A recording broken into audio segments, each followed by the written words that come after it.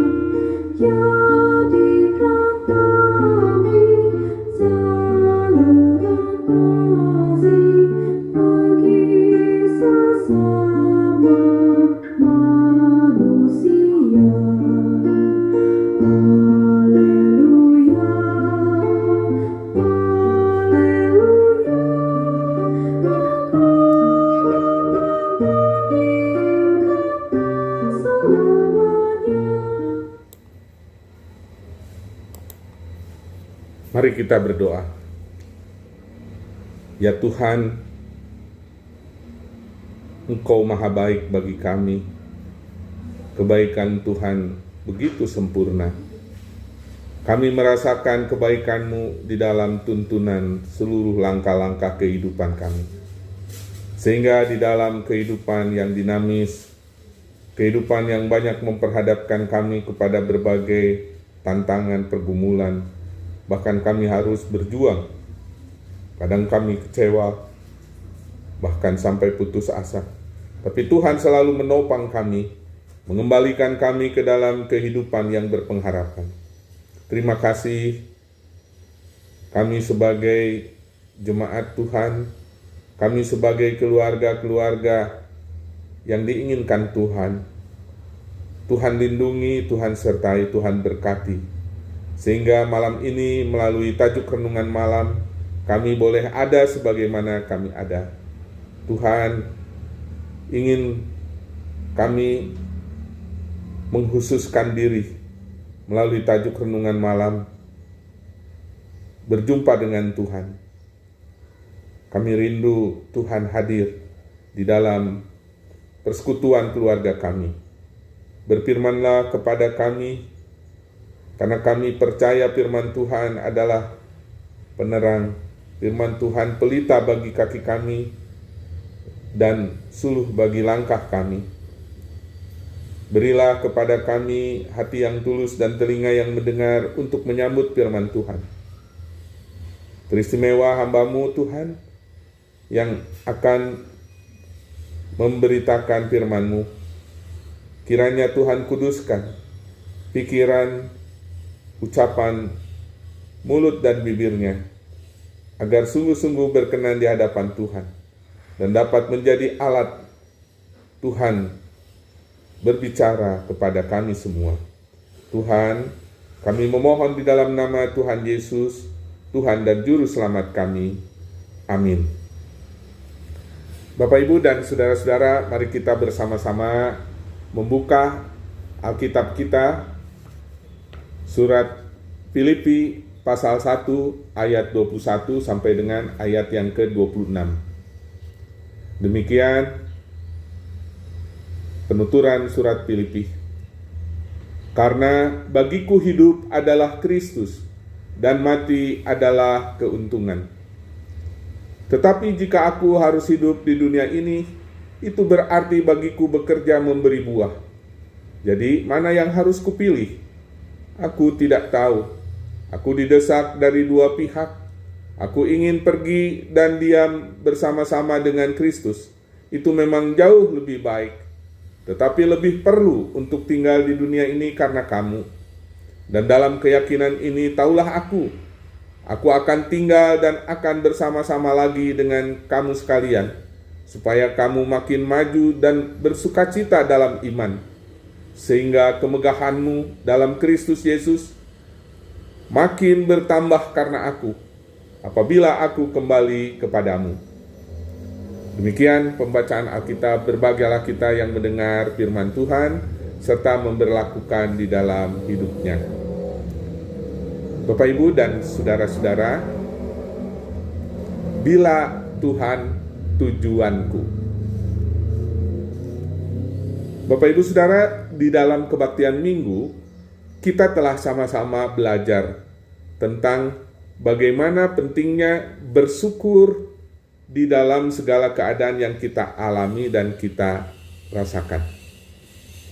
Senang dan susah, suka dan duka, sehat maupun sakit. Bahkan dalam segala hal, kita terpanggil untuk bersyukur. Bapak, Ibu masih mengingat ya, apa yang kita dengar, renungkan melalui pemberitaan firman hari Minggu, tanggal 20 September yang lalu. Kali ini, melalui pengalaman hidup Rasul Paulus, rasa syukur dalam segala hal itu diharapkan diikuti dengan panggilan untuk mengarahkan hidup kepada satu tujuan, yaitu Kristus. Kita tahu, di dalam segala karyanya, Tuhan Yesus yang dapat kita simak dan kita temukan kesaksiannya dalam Injil, Tuhan Yesus selalu menunjukkan kepeduliannya, empatinya, dan keberpihakannya kepada orang-orang yang menderita, tersingkir, teraniaya, dan bahkan kepada mereka yang bukan siapa-siapa di mata masyarakat.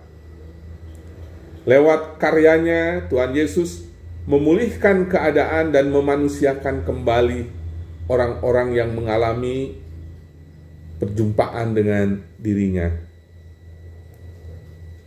Orang buta dicelikan, orang lumpuh dimampukan berdiri, bahkan orang gila diwaraskan.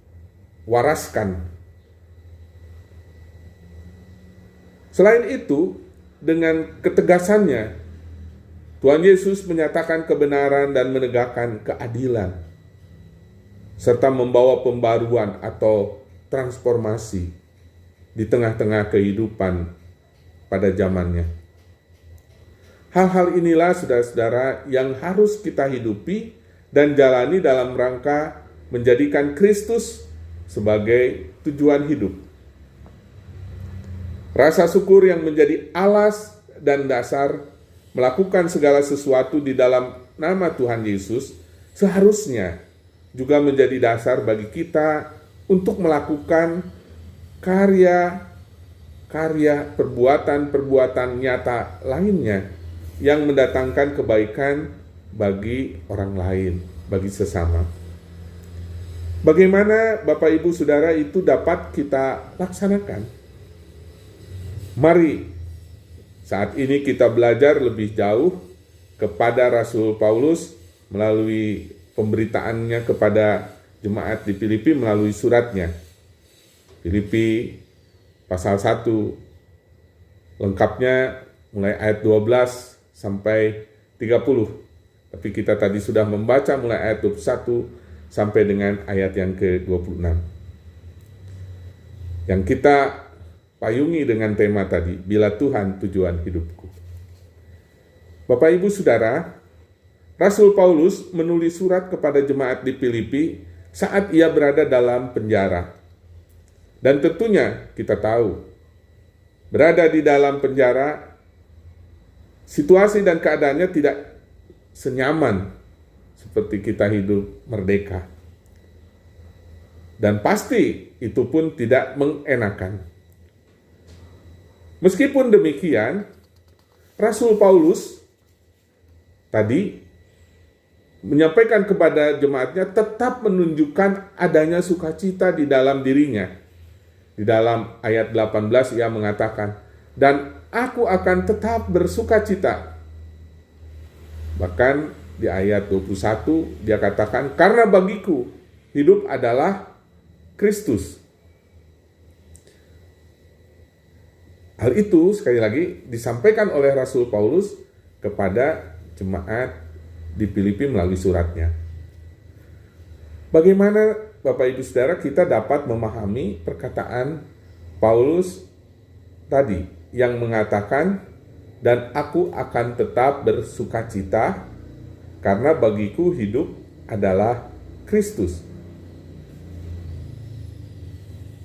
Setidak-tidaknya kita bisa rangkumkan dalam dua pokok. Yang pertama, bersukacita dalam penderitaan. Bapak, Ibu, dan Saudara, reaksi orang saat Paulus mengirimkan suratnya terhadap jemaat Filipi, mendengar Paulus ada di penjara, reaksi orang tidak sama. Tentunya ada yang sedih dan prihatin. Itu adalah reaksi wajar jemaat Filipi yang pernah dilayani oleh Paulus, ya. Sebab kita tahu di penjara berarti dibatasi ruang gerak kebebasannya. Mereka khawatir bahwa pemenjaraan Paulus akan berakibat buruk pada kelangsungan pewartaan Injil yang selama ini dilakukan oleh Rasul Paulus. Ini bisa kita lihat di ayat 12-13 kalau kita membaca dari awal perikop ini. Tapi ternyata ada pula orang tertentu yang karena iri hati terhadap pelayanan Paulus malah merasa senang bila Paulus dipenjara. Mereka senang bila Paulus susah karena melihat bahwa tugas pewartaan Injil yang dilakukannya kini diambil alih oleh Paulus. Itu bisa kita baca di ayat 17. Tapi bagi Paulus, ternyata kedua hal itu sama sekali tidak menyusahkan dirinya. Ada beberapa alasan. Pertama, tadi dikatakan di ayat 12, karena di dalam penjara ia tetap bebas berbicara menyaksikan Injil. Yang kedua bisa kita lihat di ayat 13. Karena menjadi jelas bahwa di penjara karena Injil, bukan karena perbuatan-perbuatan jahat lainnya. Yang ketiga, karena keterpenjaraan Paulus tadi disebutkan malah menyemangatkan umat Kristen untuk berani bersaksi bagi Yesus di ayat 14, ya. Dan yang keempat atau yang terakhir, Paulus juga memikirkan begini.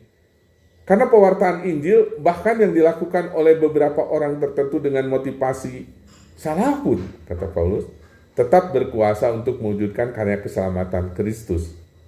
Itulah alasan mengapa Rasul Paulus bersukacita walaupun fisiknya terpenjara. Bagi Paulus, hidup atau mati demi dan dalam Kristus. Inilah kerinduan terdalam Rasul Paulus, yaitu bahwa hidup atau matinya boleh mempermuliakan Kristus. Tadi dikatakan di ayat 20 dan 21. Hidup adalah Kristus, mati adalah keuntungan. Karena hubungannya dengan Kristus sedemikian akrab, maka kondisi-kondisi yang berubah-ubah, kadang senang tapi kemudian susah, ya sempat merdeka tapi kini terpenjara, itu semua tidak mempengaruhi kesetiaan Paulus. Kualitas kerohanian dia maupun kobaran semangat pelayanannya tetap stabil. Sebaliknya, penderitaan bagi Paulus juga adalah kesempatan untuk mengalami keindahan persekutuan Kristen lebih dalam. Tadi dikatakan dalam ayat 18-19. Dan membuat ia lebih berharap berjumpa dengan Kristus. Tadi dikatakan oleh Paulus di ayat 23. Nah, jadi untuk Paulus hidup atau mati tidak soal. Yang penting dalam pengalaman manapun, ia tetap menyatakan Kristus dan ia ingin memberi manfaat sebanyak-banyaknya bagi jemaat Tuhan. Alangkah hebatnya pengaruh Paulus dan juga pengaruh orang-orang yang berprinsip sama seperti Paulus dalam kualitas pelayanan gereja. Kiranya Roh Allah mengaruniakan kita juga prinsip hidup yang sama. Hidup adalah Kristus. Yang kedua, saudara-saudara, hidup menghasilkan buah.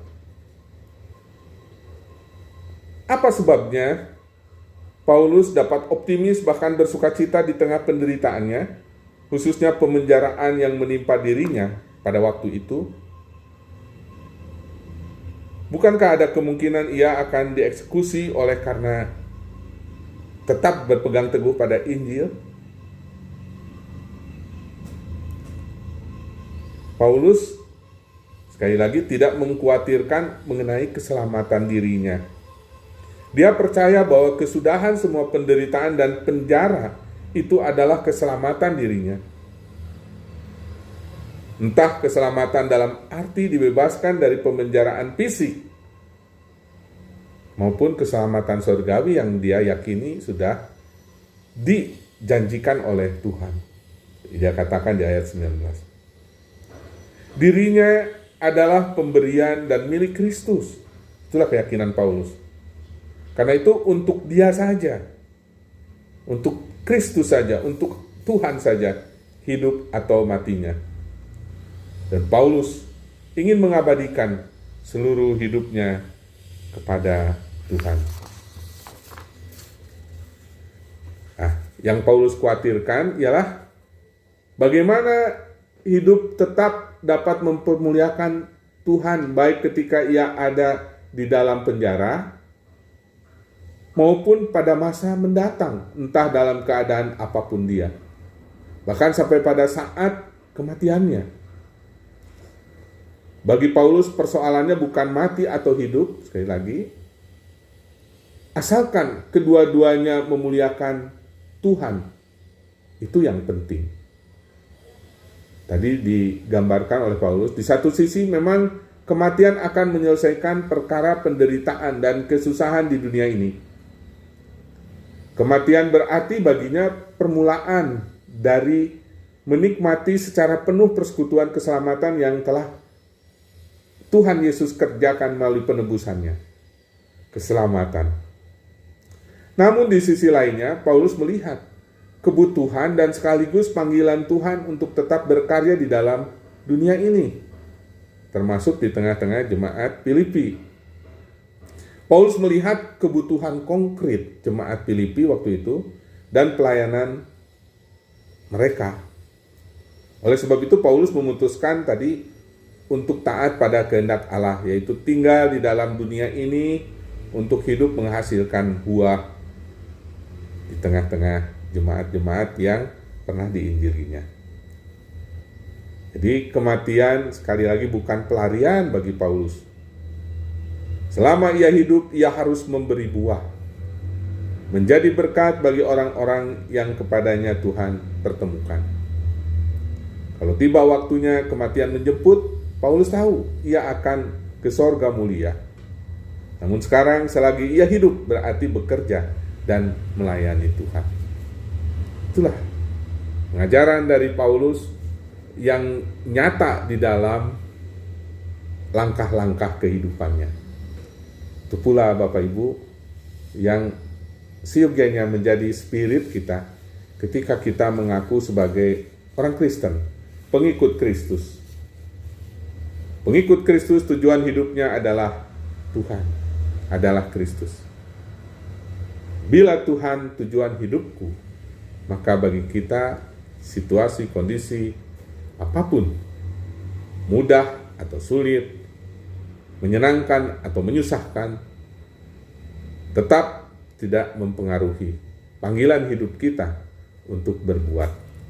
Sebagai penutup renungan kita, seperti biasa saya akan menyampaikan pertanyaan untuk menjadi bahan diskusi Bapak Ibu selanjutnya. Mari catat pertanyaan. Yang pertama, menurut pendapat saudara, bagaimana saudara memahami hidup saudara? Sebagai orang Kristen itu memiliki tujuan, yaitu Kristus. Saya ulangi, menurut pendapat saudara, bagaimana saudara memahami hidup saudara? Bahwa menjadi orang Kristen itu memiliki tujuan, yaitu Kristus. Yang kedua, saudara-saudara, hal konkret apa saja yang dapat saudara sebagai orang Kristen dan gereja umumnya, jemaat di GKP Cimahi, lakukan terhadap saudara-saudara kita. Jadi sekali lagi, hal konkret apa saja yang dapat saudara sebagai orang Kristen lakukan sebagai gereja atau jemaat di GKP Cimahi, lakukan terhadap saudara-saudara kita. Nah, saudara silahkan diskusikan. Saya tidak bisa mendampingi lebih jauh dalam diskusi, tapi keluarga, orang tua beserta anak, handai tolan yang hadir di dalam rumah Anda saat ini bisa bersama-sama menggumuli lebih jauh. Mari kita persiapkan hati untuk masuk di dalam doa terlebih dahulu. Kita akan sejenak merenung.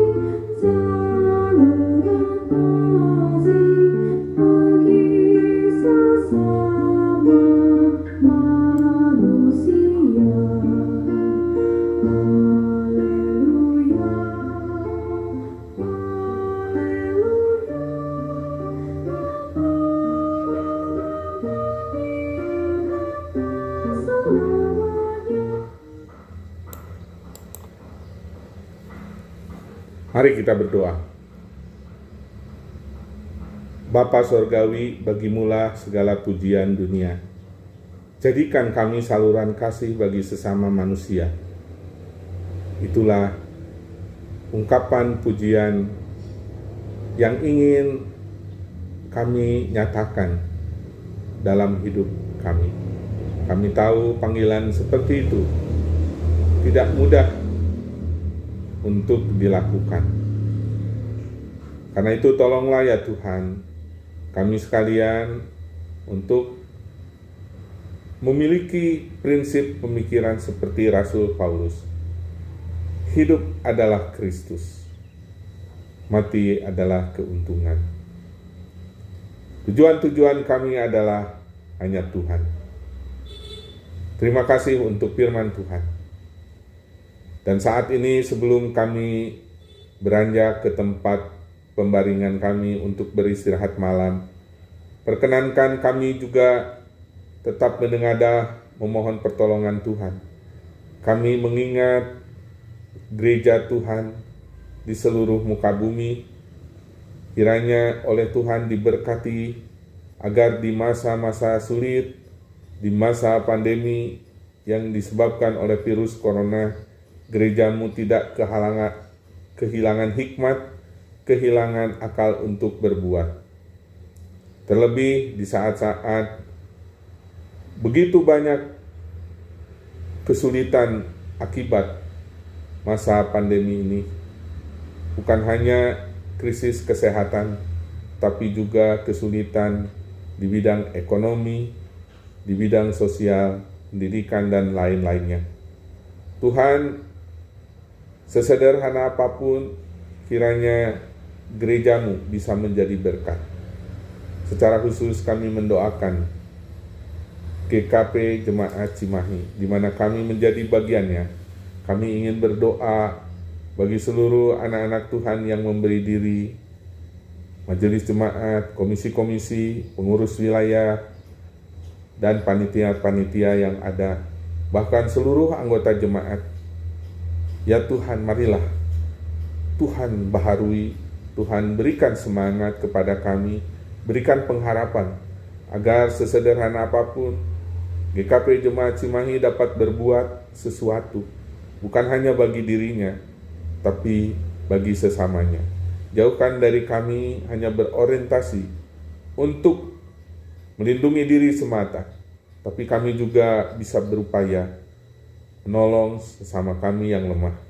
Sama seperti Rasul Paulus, di dalam keterpenjaraan, dia tetap masih mau berbuat bagi orang lain. Kami ingin mendoakan jemaat usia lanjut dan anak-anak yang Tuhan di dalam saat-saat seperti sekarang ini, mereka lebih ekstra melindungi diri. Mereka tidak bisa hadir dalam persekutuan-persekutuan. Kiranya Tuhan tetap jaga mereka di dalam segala kerinduan mereka, tutupi dengan kehadiran Tuhan sendiri dalam hidup mereka secara pribadi. Secara khusus kami mendoakan jemaat usia lanjut dan jemaat yang sakit, baik yang terbaring di rumah maupun di rumah sakit. Tuhan, kami ingin berdoa bagi Ibu Endang Parwestri, Ibu Kurniati Sairun, Ibu Yuke Kawensun, dan juga para orang tua usia lanjut yang tidak kami sebutkan satu persatu. Biarlah Tuhan melindungi mereka. Di saat kesesakan yang dihadapi, beri kekuatan yang lebih. Di saat pengharapan akan kesembuhan, begitu dinanti, Tuhan beri kesabaran, bahkan beri kekuatan yang lebih untuk mereka berpegang teguh, beriman kepada Tuhan. Karena kami percaya Tuhan akan mengaruniakan segala sesuatu yang indah pada waktunya. Tuhan, kami berdoa bagi krisis di tengah-tengah masyarakat. Kami mohon perlindungan dan penyertaan Tuhan. Resesi ekonomi yang mungkin melanda sebagian besar anak manusia di muka bumi, negara-negara yang ada. Tuhan, kami mohon pertolongan bagi pemerintah Indonesia. Kiranya oleh Tuhan diberi kemampuan mengatasi persoalan global ini.